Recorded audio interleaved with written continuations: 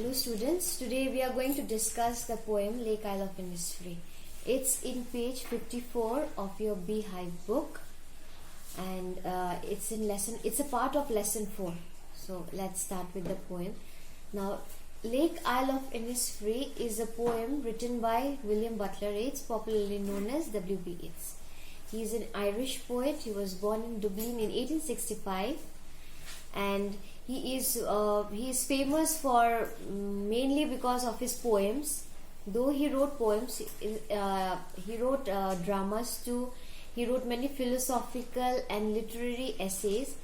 Among all of his writings, the poem Lake Isle of Innisfree is the most celebrated poem. This is the most famous poem, and it's a kind of a lyric.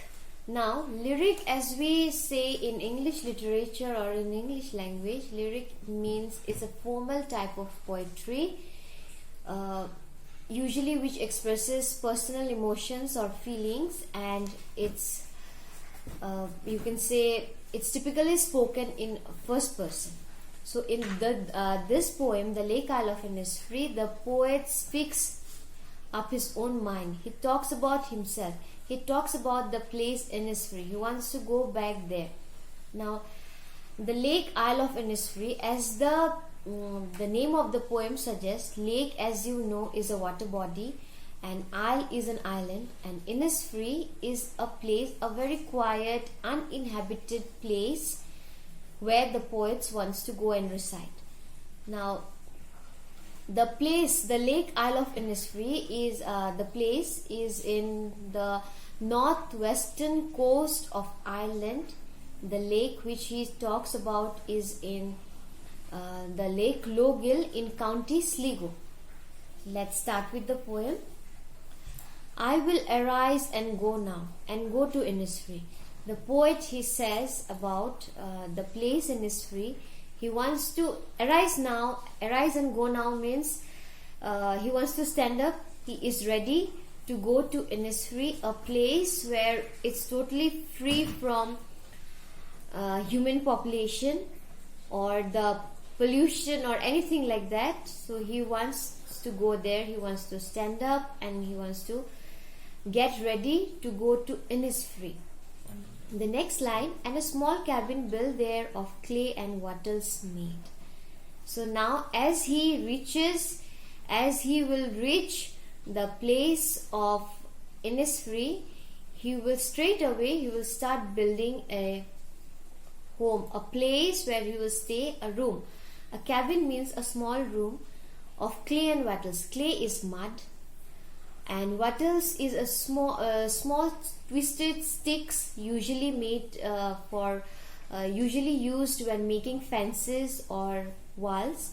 So he says that when I will reach Innisfree, he will start building a small room of mud and small sticks, and then 9 bean rows will I have there, a hive for the honeybee. As you know that just dwelling is not enough for a person to survive. Food too is very necessary for survival. So for food, for the things that he is going to eat, he will be planting just near his room, the cabin he is going to build, just near that he is going to plant 9 rows of beans, so that he can extract beans from those when it gets ripe, and then many things can be made out of that. And then he is going to make a hive. He is going to put a hive there where all the honeybees will come and assemble and will gather, and from there he can extract the honey from the hive, which will help him for survival. The bees and the honey will help him in survival. Later on he will keep on adding the food or the grains that he wants. He will keep on planting them, but at first he is going to plant the 9 bean rows, and he is going to set up a hive for the honeybees. The last line of the first paragraph, and leave alone in the bee loud glade. Now bee, as you know, is a small insect which carries which makes honey, and loud is producing a lot of noise, and glade is an open space. So the poet, he says that he wants to be in a space where there will be a lot of the bees buzzing around him. He wants to be in that space where bees, birds will all keep buzzing around him. So this is the first stanza. The second stanza is, and I shall have some peace there, for peace comes dropping slow.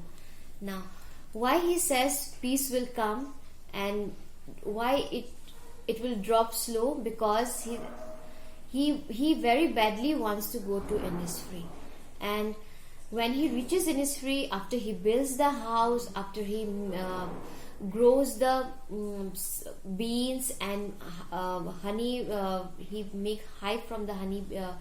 He makes hive for the honey bees. So he says that this will bring him immense pleasure. It will give him immense satisfaction, and it will make him free. His mind will be free from the city life. Now the second line, dropping from the wails of the morning to where the cricket sings. Now, dropping from the wails of morning. Here the poet is personifying morning with wails. Now, what is a veil? Veil is something that we cover our face, might be with the mask or might be with a piece of cloth. Anything that covers the face is a veil. So the poet here saying that dropping from the wails of the morning. The wails of the nature is what? When anybody gets up at dawn, you find that the nature, the trees, the houses, everything is covered with fog. It's covered with mist. So when the sun rises slowly, rises. What happens? The sun slowly penetrates the earth, and as a result of this, the veil of the fog, it clears away slowly and slowly. So here the poet is saying that the wails of the morning drops. I mean, the veils, it's totally cleared up from the morning scene and where the cricket sings. Now, what are crickets? Crickets are smaller insects than grasshoppers, smaller than the grasshoppers, and the male crickets, they tends to produce some sounds which seems like music, which sings like song. Now he says that as the morning gets cleared up from the veils of the fog or the mist, the crickets start singing their beautiful song. There's midnight's all a glimmer and noon a purple glow. The midnight's all a glimmer. Why midnight's a glimmer? He's personifying the third line too. He is personifying midnight, the night with a glimmer. Glimmer is when the stars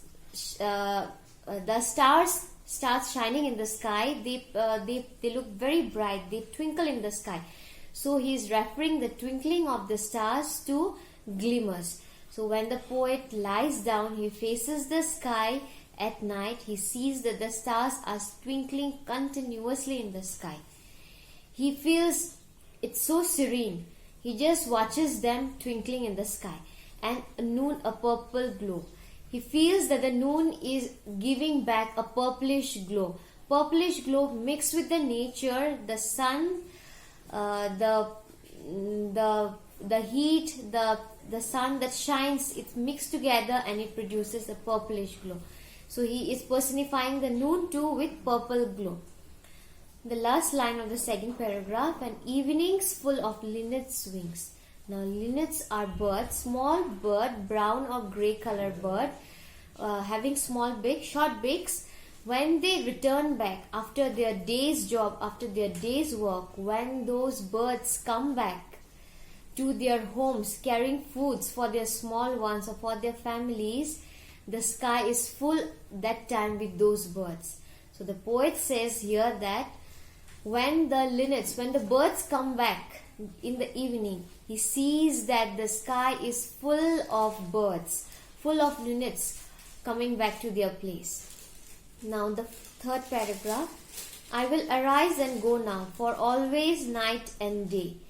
I will arise and go now. He is repeating the first line. The first line in the first stanza was, I will arise and go now, and go to Innisfree. The same thing, the half part of the first line, he's again repeating it in the last paragraph, in the last stanza. He's saying, I will arise and go now, for always night and day. As we have seen in the first stanza, that the poet, he wants to be amongst nature. He wants to be in Innisfree. How he wants to plant his food, how he wants to have honey from the hive, and how he wants to build a house, how he's personifying all the things of the nature, the time of the day, the time of the night, how he's personifying everything. But in the last paragraph, we see his utter determination that he wants to go back. He wants to be in the lap of nature. He wants to be in Innisfree, and he don't want to come back anymore.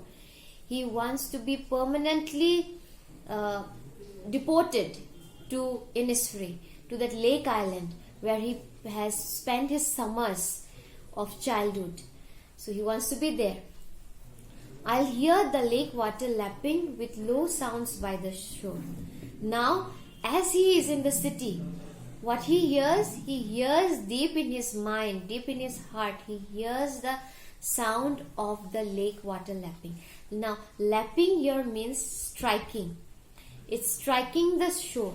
The waters of the lake is slowly striking the shore, and this, as a result of this action, it produces a soft music, a soft sound, which has already engraved in the memory of the poet. So he says that though wherever he is, he can feel that sound deep inside his heart. While I stand on the roadway or on the pavement's grey. So he feels the sound, he hears the sound, the deep sound of the shore's water lapping. Wherever he is standing, might be he is in his neighborhood, might be he is in his house, or standing in the roadway or pavements. Now pavements are footpaths. So whether he is standing on the pavements or the road doesn't matter to him. What matters to him, he feels continuously, he feels the sound. The memories that has been engraved in his mind, he continuously feels that. The lake water is continuously calling him to be with him. So he feels that thing. I hear it in deep heart score. He feels that thing in his heart, in his mind. It has been totally fitted in his mind. So this was the poem, and now let's give a short brief summary of the poem. The Lake Isle of Innisfree was written by William Butler Yeats, popularly known as W.B. Yeats. He was born in Dublin in 1865. He was a great poet, dramatist, essayist. He wrote many essays. But among all of this, his writings, Lake Isle of Innisfree, the poem, is the most famous poem. It's also one of the best lyric. Lyric is the typically spoken in the first person. It expresses someone's personal or emotions feeling. So the Lake Isle of Innisfree, it was written during the time when the poet was totally encaptured by the memories of his childhood, when he used to spend most of his childhood during his summer vacations or in summers. He used to spend most of his time there. Now the Lake Isle of Innisfree is a small island, uninhabited island in the Lake Logill in the northwestern coast of Ireland in County Sligo. So in the first paragraph, the poet mentions that he wants to go there. He will make a small hut or a small room, a cabin of clay and wattle, small sticks used for making fences or walls, and then he will plant 9 bean rows and will put a hive for all the honey for all the honeybees to come and gather their honey there, and he will live around among the buzzing of the bees in an open space. He wants to stay there. Then in the second paragraph, he wants to be totally amongst nature.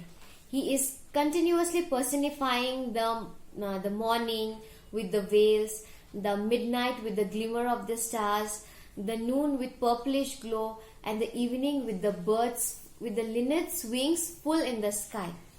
He says that the nature The pace of life is much slower in this portion, and the nature takes over the poet completely. In the third paragraph, we see that no matter whatever it is, he is now determined to go to Lake Isle of Innisfree. He is determined to be in Innisfree. He wants to be in Innisfree at any cost. He continuously feels, memory comes back to him every now and then. He feels the lapping of the waters, striking the waters of the lake to the shore.